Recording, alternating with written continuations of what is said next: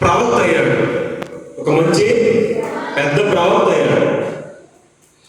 ఏ దేశంలో నివసిస్తా ఉన్నాడు? ఇజ్రాయేల్ దేశంలో నివసిస్తా ఉన్నాడు.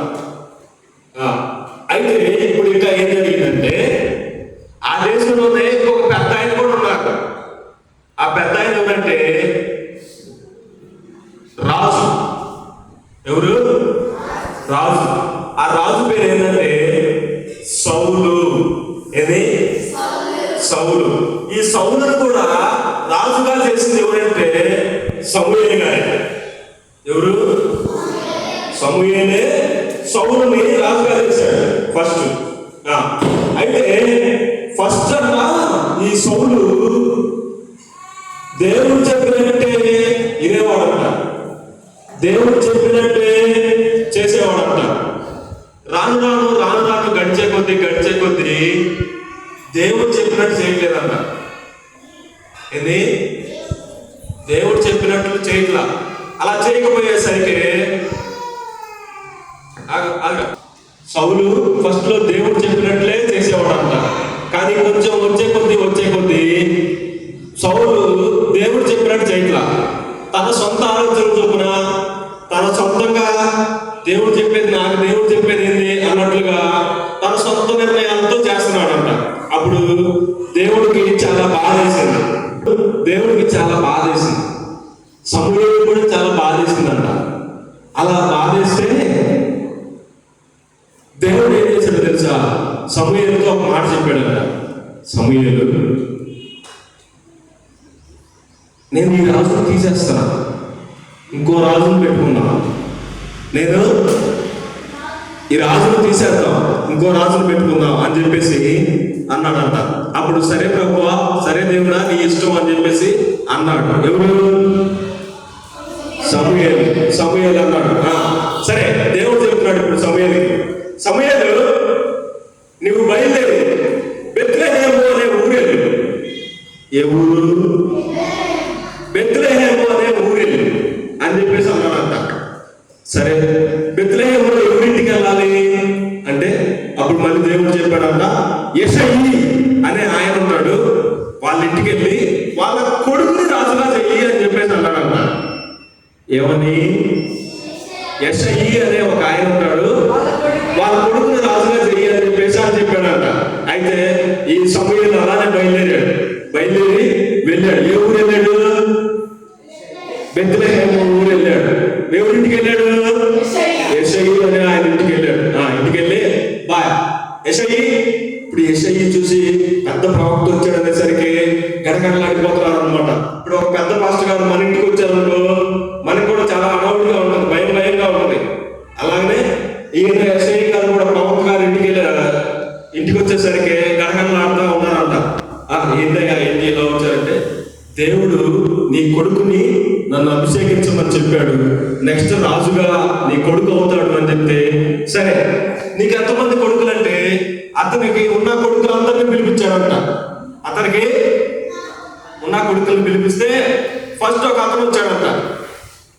వస్తే బాగా బలంగా ఉన్నాడంట, హైట్ వెయిట్ బాగున్నాడంట, చూడటానికి మనిషి.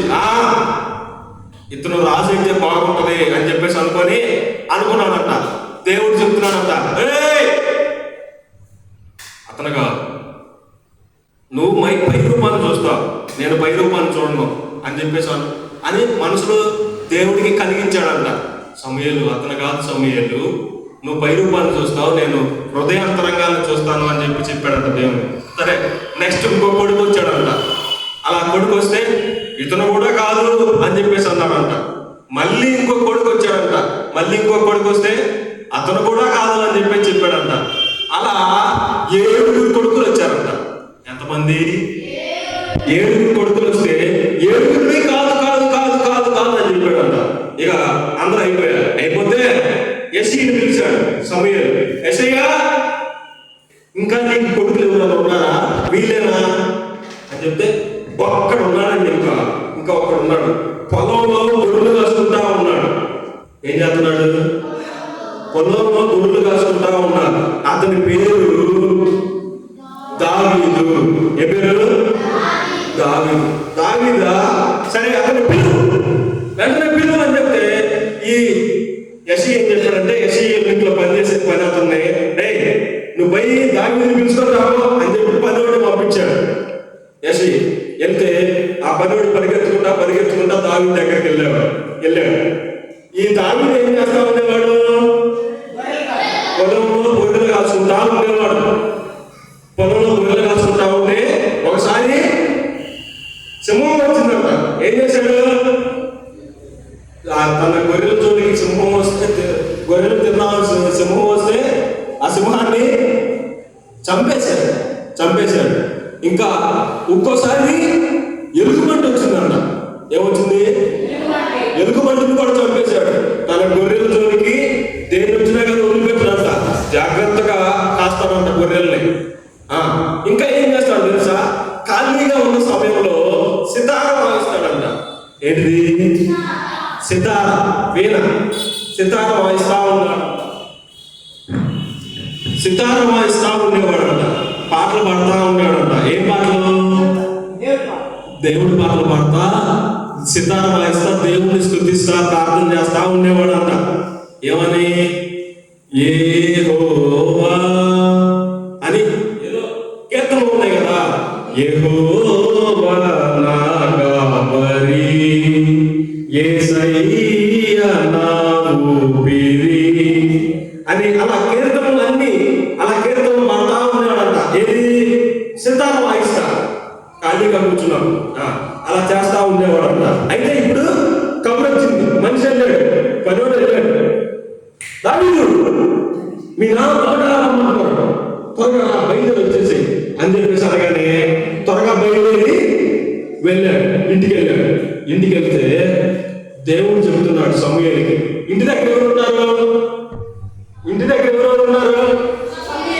సమూయేలు దేవుడు కాకుతున్నాడు. ఇంకా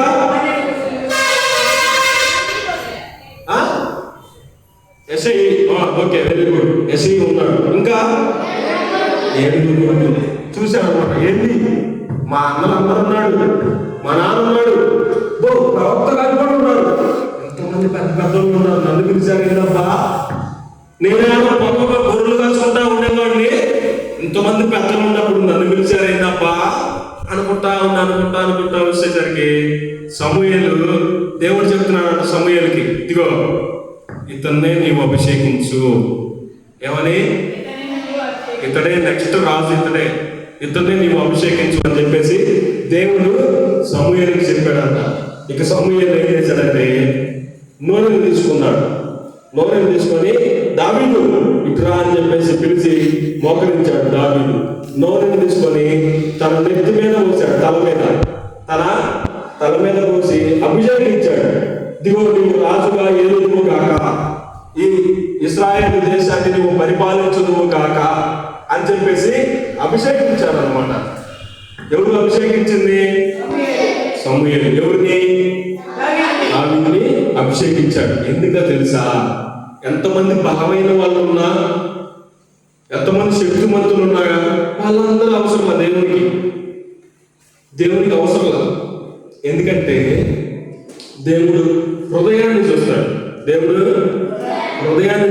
బలవంతుని చూడడు, శక్తిమంతుని చూడడు, డబ్బున్న వాళ్ళని చూడడు. దేవుడు హృదయాన్ని చూసి, ఇదిగో పొలంలో నన్ను ఆరాధిస్తా ఉండేవాడు, పొలంలో నాకు పాటలు పాడుతూ ఉంటాడు, పొలంలో నన్ను కీర్తిస్తా ఉన్నాడు, ఇంకా గొర్రెల్ని బాగా కాస్తాడు. ఇప్పుడు సింహం వస్తే ఎవరైనా చంపగలరా? లేదు. కానీ దావీదు తన గొర్రెల జోలికి వచ్చేసరికి సింహాన్ని చంపేశాడు, ఎలుగుబంటిని చంపేశాడు. అలాగనే ఈ గొర్రెలు కూడా, దేశంలో ఉన్న గొర్రెలు అంటే ఎవరు? ప్రజలను కూడా అలాగనే కాస్తాడు, మంచిగా సంరక్షిస్తాడని చెప్పేసి దేవుడి ఆలోచన. అందుకని దావీదుని రాజుగా అభిషేకించాడు అనమాట. అలాగే మనం కూడా బలవంతులుగా, ధనవంతులుగా కాదు, కానీ దేవుడిని ఆరాధించే వాళ్ళంగా, ఎప్పుడు దేవుడిని ఆరాధించే వాళ్ళంగా మన పని మనం కరెక్ట్గా చేస్తూ ఉంటే దేవుడే మనల్ని కూడా అభిషేకిస్తాడు. అర్థమైపోయిందా? మంచిది.